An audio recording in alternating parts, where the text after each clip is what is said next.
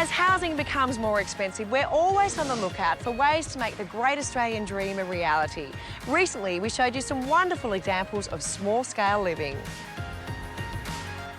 So imagine owning your own home without having to worry about a mortgage. Don't think it's possible?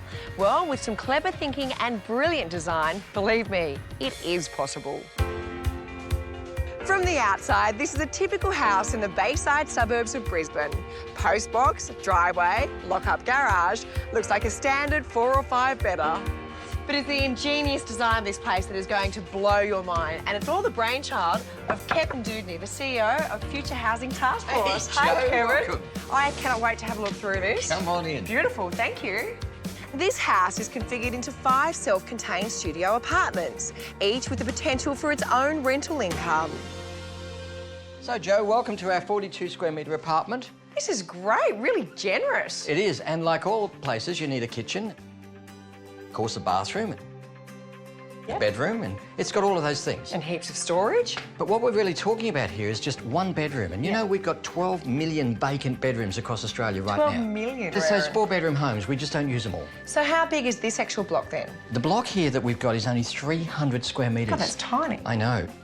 These designs comply with most councils because the house keeps its original kitchen, living room and laundry as common areas. So it's technically not seen as an apartment building, but a 5-bedroom house with tenants in each bedroom.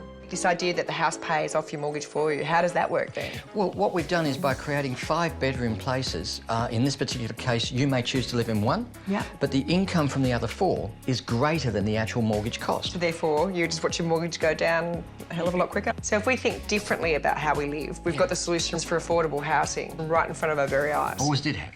Wow. These concepts are used in heavily populated parts of Europe with great effect, and the design choices are endless. But if you are looking at creating a home within a home, then knowing your local council regulations is crucial. And living smaller means living smarter. So Kevin's Display Village is where he shows off all the best ideas in one place. Welcome into our first lovely apartment. Now, what you're seeing here, Joe, is a whole different way of how we treat space. I think maybe because it feels so big, it's got a lot to do with that ceiling height. I mean, it's soaring. Well, that gives us volumetric space. As an example, these cupboards, you wouldn't normally have such storage capability. Brilliant. And I guess the other great thing is you have to really think about multifunctional furniture, don't you? You do. You've got to get those dinosaur room mentalities out. What do you mean by dinosaur room? Well, you know, like a dining room is used maybe 10% of the year. Even a bedroom is only used for 1/3 of a day. Okay. So why wouldn't you transform that space into other spaces when it's not being used? I see what you mean. The lounge hides even more storage and your bed. So with one finger, that just drops down. When you're finished with the bedroom and it's a little bit on the messy side, you don't feel like making it, one finger operation, you simply push it back and hey presto, bed's gone. I love that. I need that for both my sons. But we also have to eat. Yes. So mirror, mirror on the wall, and all we have to do is create the unlatching.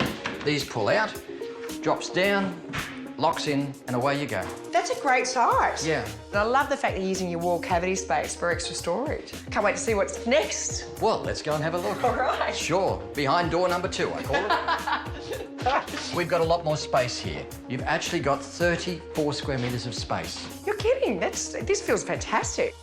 So, as we're learning from this particular home, Joe, come and have a look at this, because one of the things we're doing in our next generation of homes is this wall be completely movable. Oh, wow. Which then transforms the bedroom space back into our entertainment space. That is brilliant. One of the things that really frustrated me from the years of designing homes is this thing with doors. Yeah. You get this beautiful climate and you can't really take advantage of it. Yeah. So just by adding one more runner, you can actually create double the space. Doesn't it make a difference to that flow between indoor and outdoors? Very much so. I suppose also if you're heading outdoors, you need some motivation. And we have that. We have our own fridge as you come out onto the deck, storage spaces underneath our lovely lounge, but the big surprise of all, come with me. That thing that's driven me absolutely mental over the years is that 1.5 metre setback that councils require to the fence line. We've transformed that into a putt-putt. So what's normally wasted space being turned into a recreation area? Absolutely. Yes, I accept the challenge. Thank you, Kevin. My pleasure. Well, off we go. Oh, get out of town. Right, I quit. Well done, you. Oh, come on, Joe. Come on, Joe. Give it a go. That was awesome. Well done.